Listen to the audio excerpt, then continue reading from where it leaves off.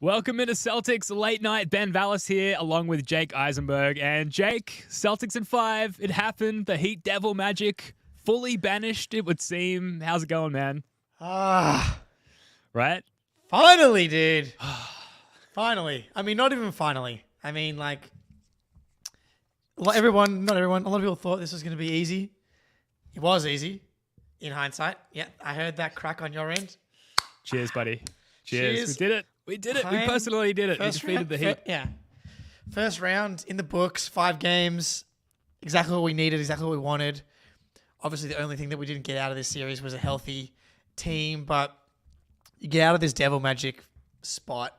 Like, you had to win the game today. You had to come in. I had finally gotten to a place where I was willing to accept that today was a must win. I don't even think that I fully quite got there at any point for the must-win mentality until today. You come into today, and Joe treated it as such. I was going to say, when Tatum comes into this game, when the Celtics play this game, if he comes out in the first quarter, I'm going to be very annoyed. He plays for the majority of the first half. He played the entire first quarter. I was like, yes, they should be treating this as a Game 7 for the most part.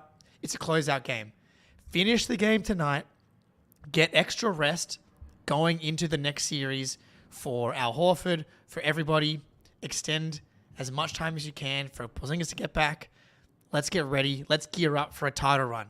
And they came out, and from the jump, defensively, it was good to go.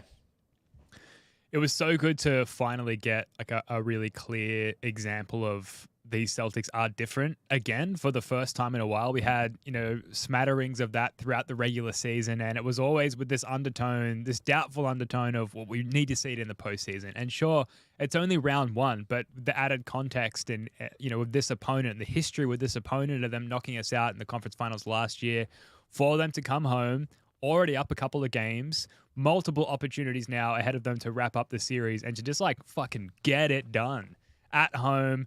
Gorman's last game. Yes. Immediate, wire-to-wire win. You just go up so quickly and so immediately, so soon in the game, and then just hold that lead. It was at 25 to 35-ish throughout, the second half. Just beautiful getting it doneness from this team, and something that we've not always been able to celebrate. So it comes as a relief, and hopefully now there's this element. I certainly feel this way, Jake. I'd be curious to hear how you feel. Really, the monkey's off our back in this instance. Obviously, a long way to go, and the real monkey is the no championship monkey, which we'll get to. But the Heat, there's definitely something there. We beat them handily. They're missing players, but Spo is really the key there, I think. And they put the fear in us in Game 2. We were spiraling. That 2-day gap between Game 2 and Game 3 was just hellishness of that they have the blueprint. They know how to get it done. You could see the blueprint for the Heat. Are they going to do this again? And then we just come back. We win the next 3. We don't let them win on their home court. And we wrap it up in 5 after all of that panic after Game 2. It's such a relief. Such a relief. The blueprint was there, but the devil magic ran out. They did not allow the Heat to do what they did in Game 2 ever again. Shout out T-Mac in the First of the Four Discord. He put the stat in the chat that the Heat hit 23 3-pointers in Game 2. They did not hit 23 3-pointers for the remainder of the series. Total. That just did not happen. They shut that shit down. They shot 10% from 3-point range tonight. The devil magic. Oh, no, not 10%. It was 10% at one point. I think at some point. Actually, no, I'm looking at the first quarter. You're right. It was 10.3%. 3 for 29. That janky fucking Caleb Martin shot. I'm going to go back and make a compilation of every Caleb Martin miss from this series because I'm I'm so glad that thing came back to earth. Just like such an overrated player, such a ridiculous out-of-body experience that he had in the Eastern Conference Finals and in Game 2 to get them off our back and for the Celtics to not play into what the Heat were trying to do, showed a level of maturity. You talk about like getting the monkey off your back, showing that they're a little bit different. The legend Derrick White in the chat here. I know, he did promise me that if the Heat hit first in the third quarter, that he would donate $1 billion to the First of the Floor fund. He claims something about me saying I couldn't afford to take the action. I don't remember that part at all. But the Celtics came out in the third quarter and hit first, and the game was over. We said, come out, hit first, game over. And like, how many times over the past couple of years have they not done that and let teams back in, send games to overtime, extended series, stuff like that? Like, I don't know if this Heat had the capability to actually win this game, even if they did hit first, but like, just remove any doubt, remove any chance for something like variance to be something that can extend this series and give yourself the best possible chance to win this title. Come out and just end it. And that's what they did. Like, and you want those little notes, those little footnotes being like, okay, they proved to me in the regular season, they proved as much as they possibly could in the regular season that they are different. They couldn't have done anything else in the regular season. Maybe they don't blow the lead to Dean Wade or something like that. But for the most part, for the vast majority of the season, they absolutely proved they were different. And this series, I think, feels like they proved that because this last year's team absolutely, this goes 6. Corrales just came out with this tweet. I've just got my tweet deck in the background here. After giving up 23 3-pointers to Miami in Game 2, Boston allowed 21 combined 3-pointers in Games 3, 4, and 5.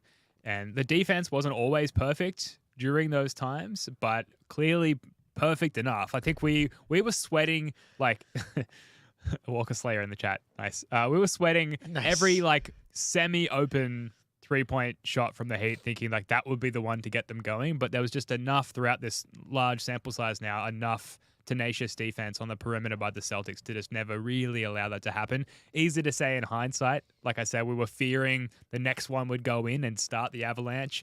Fortunately, shout out to the stock exchange, the perimeter defense. They just never allowed it to occur, and that was curtains for the Heat. Yeah, man, across the board defensively. I mean, as there should be. Even with Jimmy, even with Terry Rozier, this was one of the worst offensive teams in the playoffs. So that's how you win this series, is lock in defensively. They're going to make stuff difficult for you every night offensively. The Celtics put up 118 points tonight on 54 and 40% from 3. Granted, that maybe looks like the number it's supposed to if they can actually make some fucking free throws. But, that's a pretty much as perfect of an offensive night as you can expect against a team like the Heat, who have one of the best coaches in the NBA, had the same defensive rating with or without Jimmy Butler, which is something that I keep going back to. Yeah. But because it's important to note that Bam Adebayo is the reason this defense is one of the best defenses in the league year in and year out, and they still had him tonight. They still had Spo. They still had all of that stuff, and the Celtics did not play into the hands of the Heat. Jason Tatum, the maturity to just not force it, because if you were to read the timeline, you'd be like, is Jason Tatum actually playing well? Are the Celtics actually winning these basketball games? And you would not be sure, because some people really want Tatum to be doing what Anthony Edwards did in a couple of playoff games, basically doing what Tatum has had to do in previous playoff runs, is be number one guy, put up 30 plus for them to win some of these games. He had 9 field goal attempts today. Mm-hmm. And this is not, he had the same amount of field goal attempts as Caleb Martin. They ironically both went 4 for 9. The difference is Tatum went to the line 9 times and not only knocked down 6 of them. He had 12 rebounds and 3 assists as well. But him not playing into the those tiny little, disgusting little devil hands of Eric Spoelstra, him not doing that is the reason that this was an easy win. They put Bam Adebayo from the jump, shadowing Jason Tatum. And they essentially just played 4-on-4. And that's how they built the lead. Tatum just moving the ball, playing defense, rebounding. And he didn't force it. And that's what you need to do. Tatum was like standing out of bounds. Once he realized Bam was on him permanently as a full-time job, he was like, I'm just going to fucking stand on the corner where the baseline meets the sideline where I can sort of legally stand without standing out of bounds. I'm just going to keep Bam out of the game. And Jaylen Brown got cooking early. Derrick White got cooking early. And yeah, like Twitter criticisms of Tatum all around for being quote unquote fucking passive. But the dude is like playing as big a role as anybody, just completely removing their best defensive player from the court entirely. It was a fucking huge impact. And then they had to adjust. They had Kevin Love on Jason Tatum. This might have been when Bam was out, but Kevin Love on Jason Tatum. And as soon as that happened, JT just starts cooking. He's like hitting step back threes. He's getting to the bucket. He's diming people up. He's just being good old Jason Tatum that we know and love. Good old Jason Tatum. To think that he wasn't just still being the most awesome version of himself by standing there and just subtracting Bam Adebayo from the game. Like that might have been his most impactful stint. And you uploaded this clip. I'm glad you did. This is Jason Tatum talking about like the quote unquote toughness from opponents like the Miami Heat. No, I think the world we live in it's got to be something wrong with every team. That's what they like to say. And, you know, you can see how talented we are. I think it's lazy or easy to say that, you know, teams can out-tough us, right? And I never understood that. Like, what's the definition of tough? Like, having the louder guys on your team, like that shit don't make you tough. Yeah, that shit don't make you tough. Fucking Tyler Herro. Yeah. Where's Waldo? Come on, man. What is that? Oh man, like, okay, for everyone that's listening on audio, oh man, you got the Heat culture court up here as well. Nastiest team in the NBA. No, it's so embarrassing, dude. We're the hardest working. We're the nastiest, toughest. It's so fucking lame, dude. And like, I do want to address, if you're watching on YouTube, I kind of look like Tyler Herro right now. Like, it's important. It's important. You look like note, Outback Tyler Herro. It's kind of important to know that I kind of look like Tyler Herro right now. But this is important because I've been rotating hats to try to find the luckiest hat. Currently 3-0 in the current hat, the bucket hat that I'm wearing. And I put on the closeout uniform today. I got the Celtics Christmas jumper. If you're watching on YouTube today, look at that. It's like a Celtics human wearing a Christmas hat. I'm wearing the Energy's About to Shift t-shirt underneath. Ooh, and then I'm wearing sexy Celtics socks on the bottom. And that's the closeout uniform. How many times have you gotten laid since you put this outfit on, Jake? It's my only question. Not a lot, man. Not a lot, man. I'm more surprised by that than anything else I've seen on her today. We're on the semen retention program for the playoffs. Hashtag no fap. All right. I apologize. Look, there's so much to get to from this one. The game itself, the series. We're just going to kind of go around the room here on stuff. I don't even have a run sheet, really, because tomorrow we're doing our full series recap, and we'll do our best to predict whatever we can best predict is ahead of us as far as the next series. Spoonie's going to join us for that one. That's live here on the First of the Four YouTube channel at 8 p.m. East and up on the podcast feed shortly after. We'll throw this show up on the podcast feed just because it would be terrible not to share the vibes with audio-only listeners after closing out the pesky Miami Heat. So make sure you subscribe to this channel because it's just pods every day or two, keeping track of the Celtics, keeping the vibes high, hopefully aligned with these wins. And Jake, I guess like the one standout stat to me, and like I said, there's a lot to get to. Al Horford, now the primary starting center with Kristaps Porzingis out. And by the way, I'll get to my take on the goodness of the KP news a little bit later. But Al Horford played. Let me just double check this. I want to make sure this is right.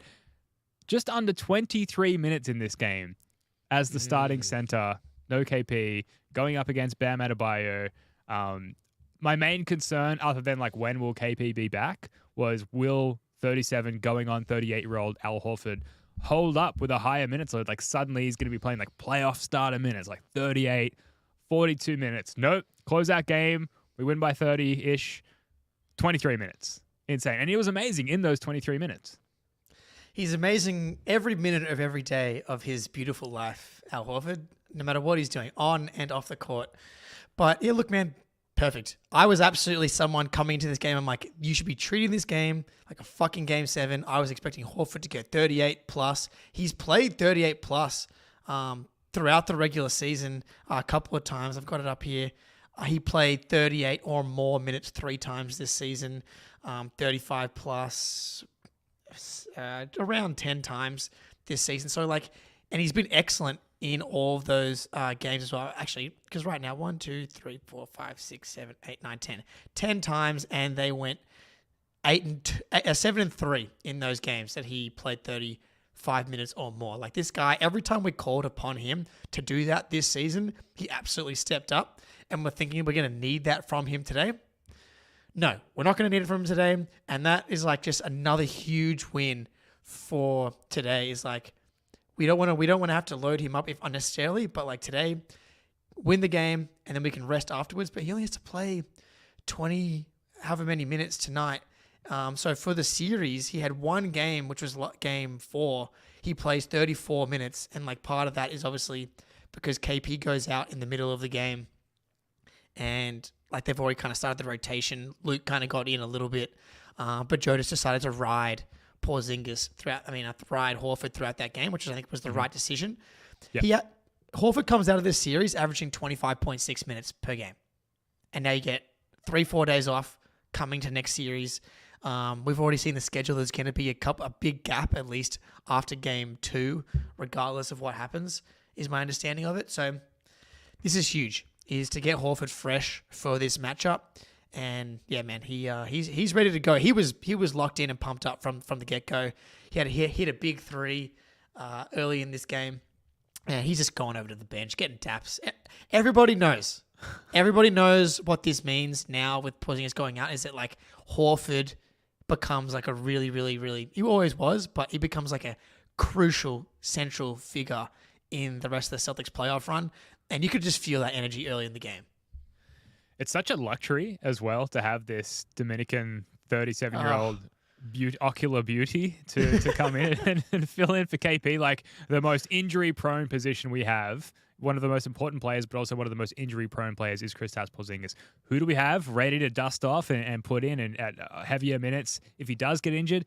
Al Horford, who, because of KP, has played a lighter minutes load all season and is ready to go in this capacity now. But then Luke Cornett, his 18 minutes off the bench. Come on. The strategy of defending Bam Adebayo, which KP kind of gradually picked up as the series went on, Cornett picked that up immediately and was sort of backpedaling and allowing Bam to just kind of pump fake away and wait patiently to go up and contest his shot. And Bam had a pretty good game. What did he score here? He was pretty... 10 for 26. 10 of 26 is not efficient at all. Minus 32. Okay. Okay, so I take that back. But yeah, Luke Cornett 1 of 1 from the floor, but 7 boards, couple of assists here, and just really efficient in his groove. This is what we need from you. You don't need to do anything else. Just play straight up on Bam, stop him from getting good looks, be available as a dump off, as an alley-oop, and unfortunately got called for that goaltending. Ridiculous. But yeah, absurd. But he was incredible. And looking forward to the next matchups, which we'll do more tomorrow. They're not either team, Orlando or Cleveland, aren't heavy on stretch bigs to get Cornett out defending on the perimeter that much. So I'm not crazy worried about him in either of those matchups, but I digress. We'll get to that. But just pride is the feeling that comes to mind with Luke Cornett. Just it's been a long journey. Is it Cornett, Cater, Tillman, really Cornett, is he really going to hold up in any sort of playoff capacity or even any sort of steady, consistent regular season capacity? Suddenly he's playing legit playoff minutes against, at least at Bam's case, a legitimate opponent matchup and completely holding his own. Look, I think the Luke Cornett thing has evolved, several times. Bobby Manning, the champion of Luke Cornett, I think is fair to say, but coming into last season, I remember, I think there was a scale. I wasn't necessarily super bullish on Luke Cornett, but I was the most bullish of the three of us on first the floor. But that was not to say that I believed that Luke Cornett could be the guy that he turned into. Like, it's not just they gave him minutes and he has remained the guy that he was 2 years ago. He has gotten a lot better across the board. Defensively, like, early this season, I was like, just pretend, like, you're 7'2", dude. Like, just be 7'2". He absolutely plays like he's that big now. And you saw that tonight, guarding Bam, got the 7 rebounds tonight. Like, he plays big. He's played big throughout the season. I think it's like without question that he's one of the third best big, like he's like maybe the best third big man in the league. But like, I think he can be this guy. Defensively, he can protect the rim in a way that is totally acceptable. You know, he's not going to give you the same level of rim protection as Kristaps Porzingis, but it's enough to be 7'2" and be smart and be surrounded by all these guys that are containing the perimeter.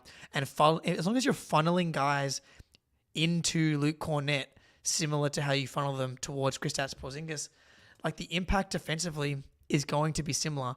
I don't have the numbers like right in front of me, but like I'm guessing like the defense was still pretty good with Luke Cornett on the team on the floor relative to Kristaps Porzingis. Yeah, man. And then offensively, we talked about this last episode. Like, there is something to the pace of Kristaps Porzingis and Luke Cornett, and Al Horford for that matter as well. But like, Luke Cornett is a very quick decision maker. He knows that he's not going to be catching the ball and then making a move to score the ball. It's like he catches the ball, he doesn't shoot threes anymore. As soon as he catches the ball, he's looking to hand it off, set a screen. He gets the offense like moving from a tempo perspective in a way that Kristaps Porzingis doesn't. That's not to say that the Celtics are better with Luke Cornett than Kristaps Porzingis, obviously. But there is something to like this Celtics team when they play quickly is like when they're playing at their best. And when Luke Cornett's out there, they play faster. And so that's definitely something that I really like about Luke Cornett being out there. Yeah, Cornett, he has tenure at this point. He's been around for a while. He understands the schemes. He understands the personnel. He understands how to supplement or, I suppose, complement the Jays in the best way possible. Not to say that KP doesn't understand that either and hasn't come a long way in that sense, but Cornett's just, like, frankly had more time to develop that mental aspect of the game. So he was great. I feel like it could have easily gone the other way if the Heat just had, you know, a bit stronger personnel, if they had guys like Jimmy out there and ways to exploit Cornett's vulnerabilities, then it could have gone a different way. But in this particular matchup, and certainly looking forward to whatever either team we match up against next, you feel good about Luke Cornett, like in this particular juncture of the postseason, which you said it like a couple of pods ago, or maybe the last show we did, Jake, like if ever KP was going to get injured, isn't this kind of the ideal time? And it's certainly fucking looking like it, man. It's, you know, I'm starting to spin that yarn we myself. feel good. I slept well last night, man. I'm going to sleep pretty well tonight, I think, as well. Feeling pretty good. I just want to jump back on something because of like the inverse of Caleb Martin and Tatum's game. So you said Tatum was a plus 35 with 9 field goal attempts. Caleb Martin also 4 of 9, minus 35. Not what you want. Not what you want. No. If from a single game plus minus perspective, I do want to shout out the chat right now. Like, you're all legends. It's been an awesome year so far. Yeah, please like the stream right now. Please like this video. I believe it's supposed to make it light up when I say that. But there's some great subscribe comments as well. Yeah, also subscribe. Yeah, subscribe. Like, we're going to be here tomorrow all day, every day. We're going to be doing a lot of Celtic stuff. I want to get some comments here because it's some beautiful things. Antonio in the chat here, did you hear JB saying we still have testicles? No, I have not seen that comment yet. Please share video. that. I want to hear that. Yeah, can you link it somewhere or whatever, and we'll try and get this up on the stream right now. Good point from Manista KEB in the chat. Naj Reid doesn't count as a third big. He is easily the best third big in the NBA. I think that's fair to say. But I think I said Luke Cornett is one of the best third bigs. I think the Clippers have a candle to hold to that as well with Daniel Tice, Plumlee, and Zubats. Mike Weisberg in the chat, playback aficionado. Is it bad that I'm spite watching Heat pods just to feel better? No, that's what I'm going to be spending the next couple of days doing. Absolutely going to be doing a lot of Schadenfreude hunting over the next couple of days. A lot of content to consume on both sides in the next couple of days. And Mike, I know you're heavy on playback. Please let us know if you saw the brown hoodie man during playback today. He just came up, apparently interrupted every single ongoing playback stream, which is an ongoing developing story that we'll hopefully find out more a little bit about. But if you haven't already, please join the Celtics blog playback room, playback.tv/Celtics blog, where hosting live watch parties for every single Celtics game, have been all regular season, going to continue to do so in the playoffs. And it was me and Jake and Spoonie there earlier tonight, and we were just having such a good time. The sort of mixture of stress, like, are we really going to do it? Is 30 enough of a deficit? To like just the outpouring of catharsis and celebration as it as O'Shea Brissett went into the game, and it clearly was evident that we were going to win. So, roller coaster of emotions. That's a good point. So, Joe benches everyone with like 9 minutes to go, dude. Like, Joe benched everyone before you, me, and Spoonie before our sphincters unclenched. We were totally clenched before. I'm still letting go. Yeah, I mean, yeah, like I'm mostly declenched, but there's still a tiny little clenching going on. But like he cleared everyone. It was PP, Hauser, Cornette, Tillman, O'Shea. Springer got in there as well. So like it was a complete clearing of everyone very, very early. And part of it was like, okay, is he just like not insane, and he understands that like mathematically it's impossible for the Heat to come back down 30 whatever it was with 9 minutes to go? Or was he thinking this stay ready crew is actually going to play hard up 30 plus at this point and maintain? I actually think they extended the lead at one point. I don't know. It was insane to me at the time, but it obviously was totally fine. Yeah, it's that. It's stay ready crew, remain ready crew. Like, they're going to go out there and actually play like their lives depend on it, because career-wise, there's some truth to that, really. I think it was a good move by Joe at that juncture, given like we have coughed up, like, I want to say bigger leads with more time to go in recent history. So to put these guys out there who were just going to like battle and fight for every possession, and it wasn't pretty, but the effort was there, and at least defensively, they stopped the Heat from really getting anything going. I thought it was the right move. It's easy to say in hindsight. I think what I said on the playback was Joe better have a short leash here. If this doesn't work after a few possessions, he's got to go back to the starters. But it clearly worked, so it was fine. But interesting from Joe, because that's not normally his MO. He normally likes to just grind the starters down a little bit. So it was kind of a relief to get away with the win, with the 4-1 series victory in 5. 5-1. And impressive. Feels like it, because we won each game by like double digits in the end. So I'll stick with 5-1. But to give our guys a bit of a rest at the end, and like we said, hours minutes, 23 minutes, like that's a win within itself. Yeah, dude. And then Joe also went to another lineup that we may have seen it. It's not a lineup that sticks out to me at any point in the regular season, but to go to it in a closeout game when it was Cornette, Pritchard, Hauser, Derrick, Jrue, I think was the lineup. I think Stan Van Gundy called it the 4-guard lineup, but it was not 4 guards because Hauser was out there. But we were like, this feels like a weird time to bust out a lineup that we haven't seen before. And at the first 90 seconds of the lineup was like, but then it worked. And I don't know how much of it is because a lot of, shout out Zach in the chat, poor net. Saw a lot of that today. It go. Zach did not. Poor net was operating in the corn hub all night. But yeah, like that felt like a pretty bold, brave time to pull out a lineup like that in a game like today. But again, it worked. And again, there's a weird energy and a weird mentality that comes with being up so big. And I don't know, putting guys like Pritchard and Cornette out there that always play with energy and make the right decisions, I think was maybe a good call. It's obviously like it's hard to not play the results with stuff like this, but I wouldn't say that all of us were necessarily thrilled with the fact that he went to that when it happened. No, thrilled with the result. Not initially thrilled with the process, but I think you can go back and watch the playback if you want to. Like, I don't think that it took very long for us to settle in there once it became apparent that everything was going to be okay. And just what a nice feeling to just everything's going to be okay, at least for a little while longer. And we certainly feel a lot more confident about the next series despite the lack of KP. Like, I really can't overemphasize how good it feels to be done with the Heat. And if you look at where the Heat are as a franchise, Jimmy Butler is their best player. He's going on 35. They were unable to make the Dame trade happen. As I say this, I'm sure Pat Riley's cooking up something just monstrous as far as an off-season maneuver. But right now, it's. I feel like I want to kick them while they're down. Feels good. They've certainly done the same to us. Derrick White, man. Yeah. Fuck these guys. Yeah. Where's Waldo, dude? Get out of here, man. Have some shame. No shame, man.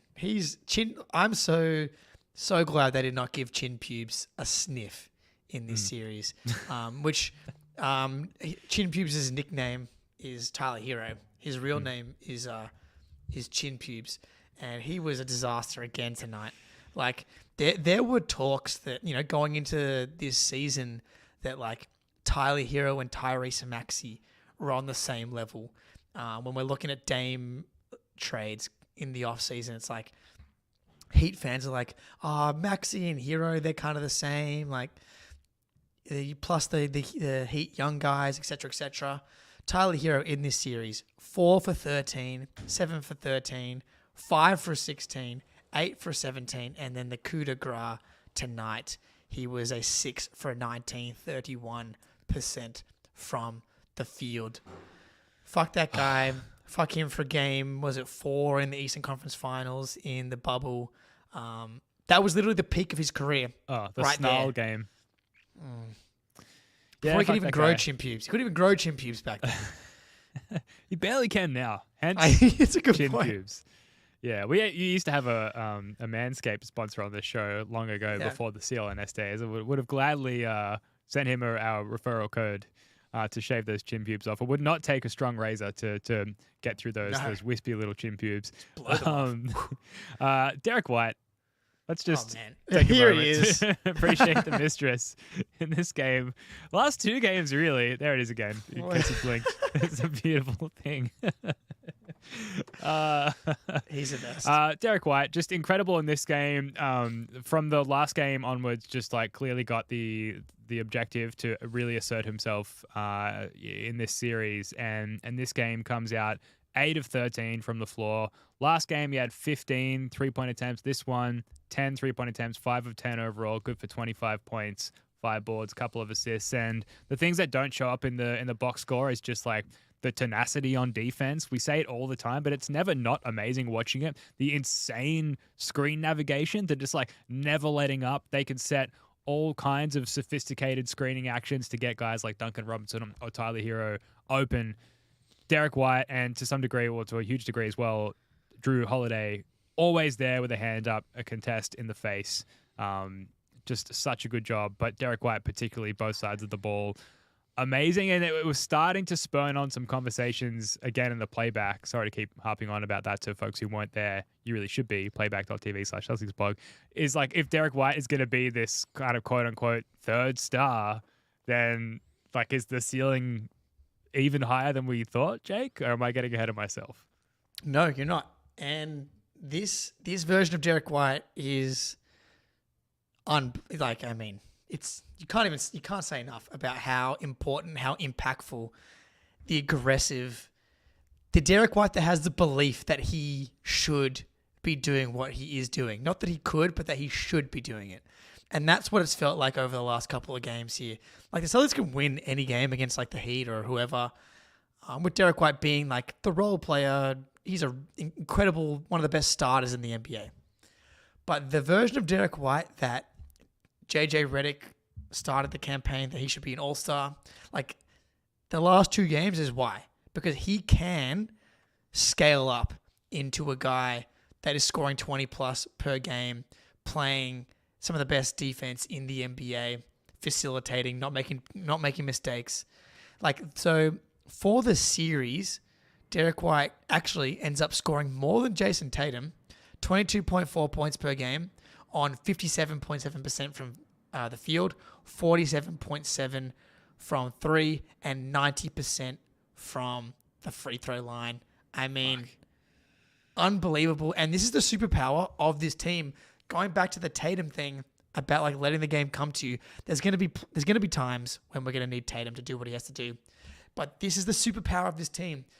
Like, you know, I've been someone that's like struggled to believe that this Celtics team is like as good as their net rating and point differential was. That indicates they are on the same level as a Kevin Durant Golden State or a Chicago MJ Bulls.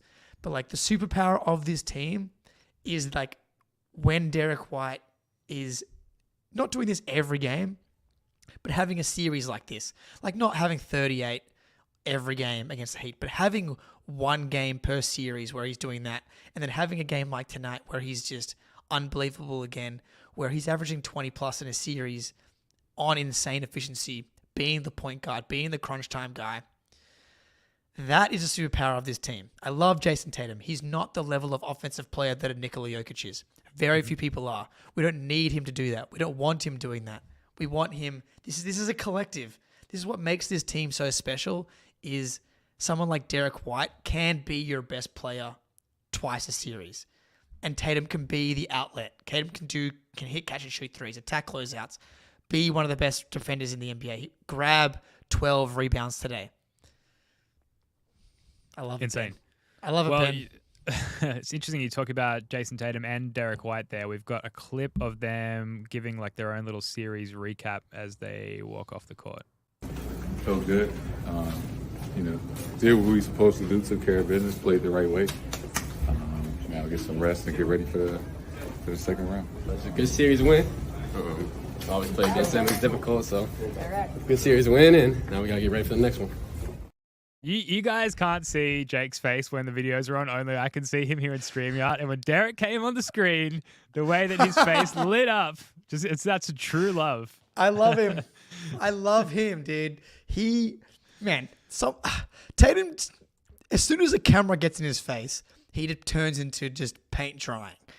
Like, it's absurd. Like, I refuse to believe that he's this boring in real life. Like, there's no way that he's this boring. As soon as a camera starts recording, he just becomes a rock.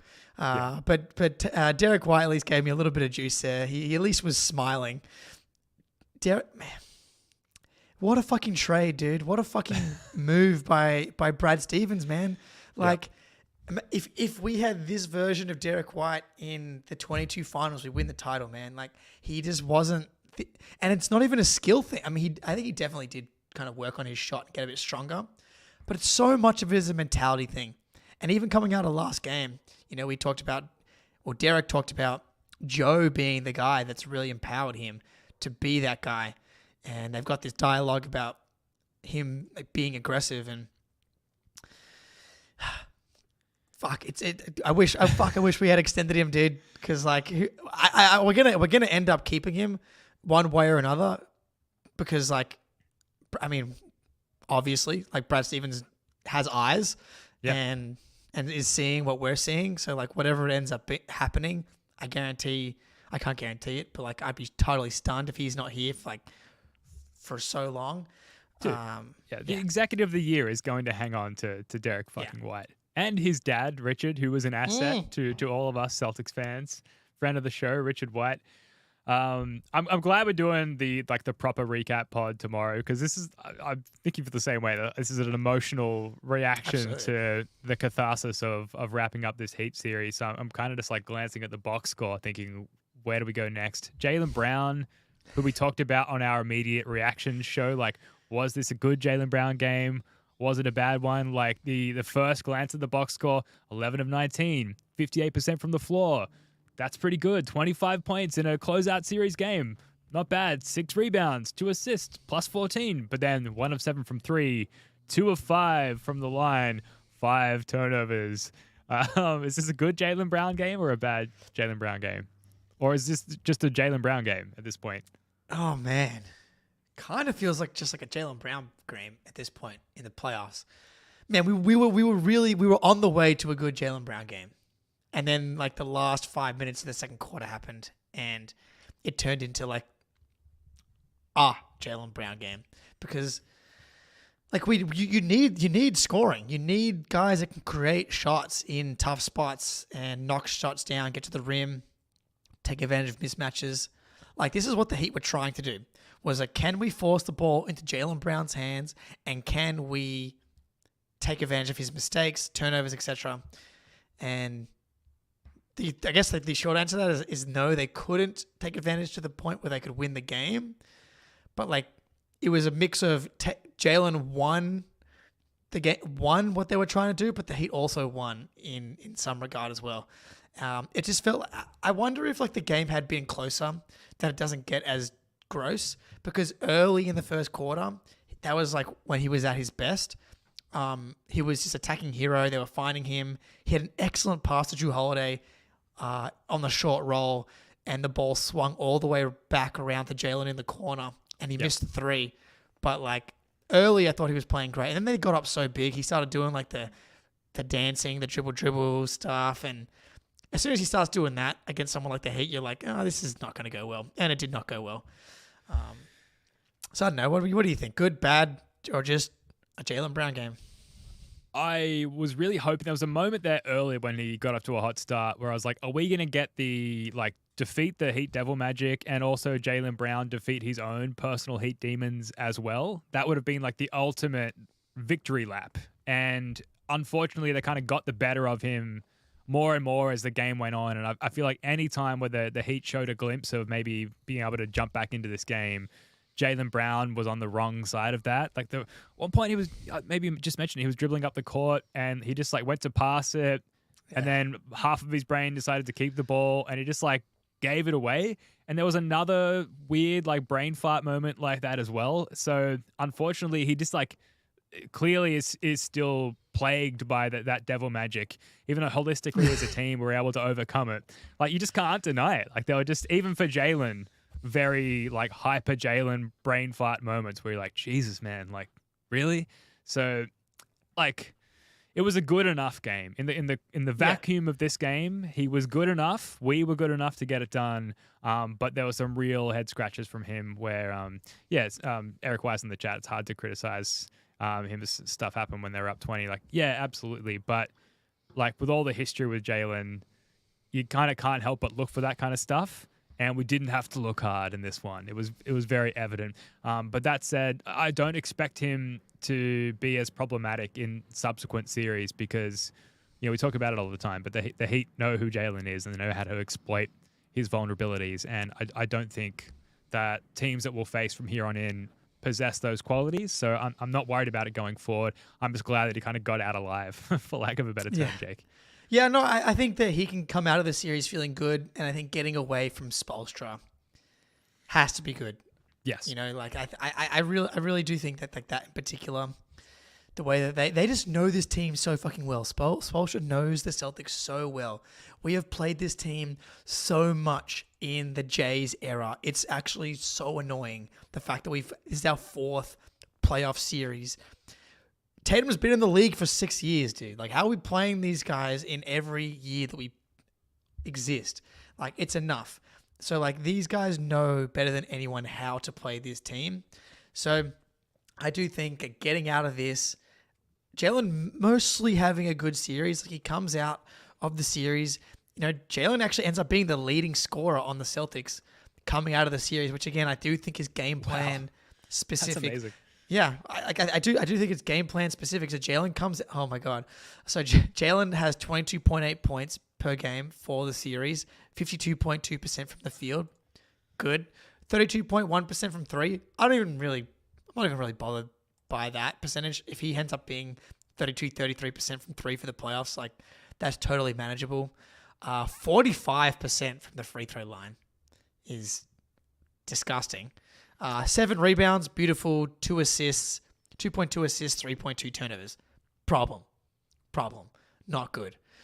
You cannot have a negative assist to turnover ratio.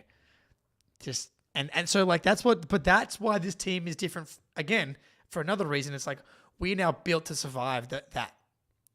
We're now built to survive Jaylen kind of shitting his pants kind of throughout the series from a turnover perspective.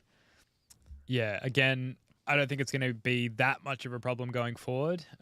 But, you credit the Heat and what they do and how they muck up his game for, that assist to turnover ratio, for example. But the free throw line, no one's guarding him there. 45% for an NBA player, especially a guard/forward. Like, that's something's going on there. That's inexcusable. Maybe that to some degree their being in his head is impacting that somewhat, but like he's going to find himself at the line in critical junctures of games as a guy who has the ball in his hands a lot.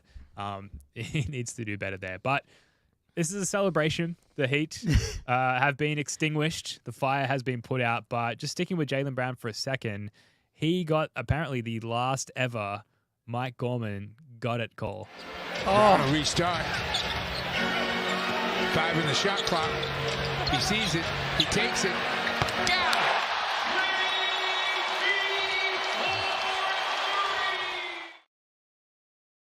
Again, I wish you guys could see Jake all these videos play.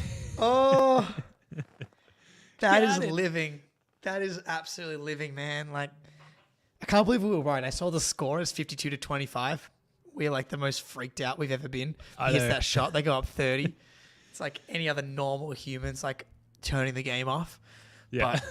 But yeah. I was thinking about that watching Sixers Knicks the other day. Like, I've never look away from a game that is that close. And it's so good to see two teams under duress just going back and forth.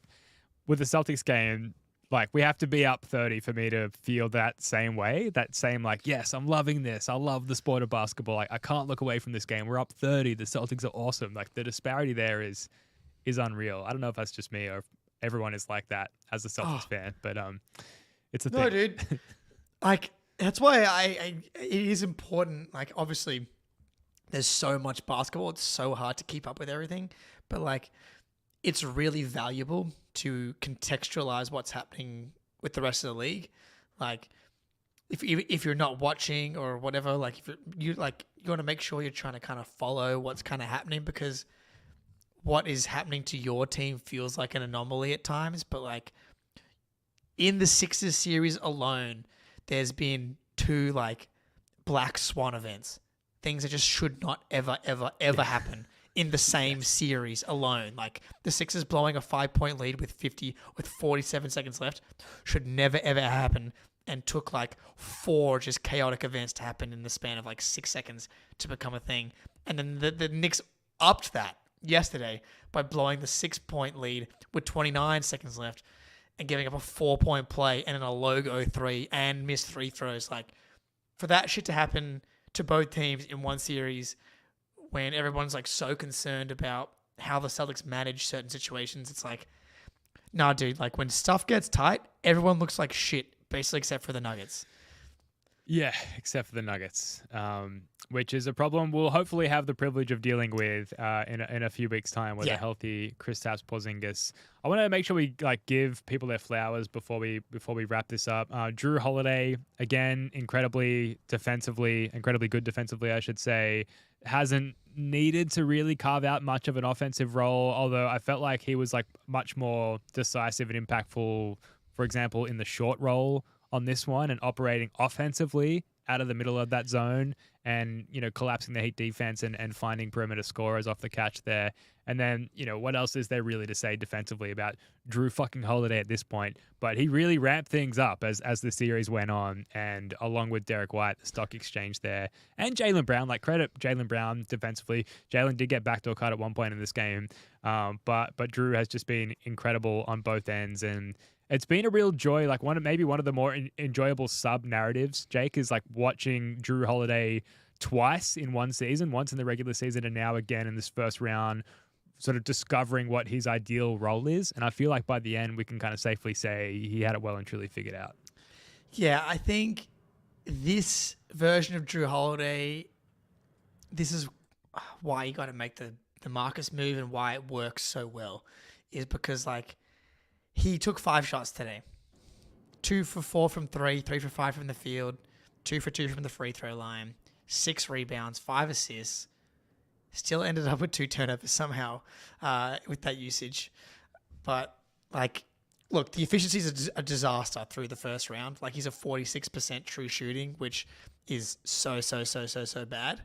But as I've said, like, is it going to take Jrue a little bit to figure out his role and get comfortable in the playoffs, similar to how it took him a little while to get comfortable in the regular season? Last couple games feels like the 4 for 12 night is kind of bringing that efficiency down a fair bit in this series. So like, the most important thing is like, he is clearly comfortable and happy as it stands right now, playing this role, taking 5 shots, playing elite defense. My favorite thing about him right now is his rebounding. Yeah.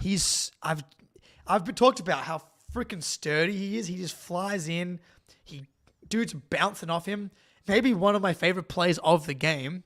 Early in the game, there's a rebound going towards like the corner, towards the way that you're watching the game. Jrue sprints to the corner, launches the ball into the sky, and Jaylen Brown goes up and like Randy Mosses that thing, and the Celtics score off that.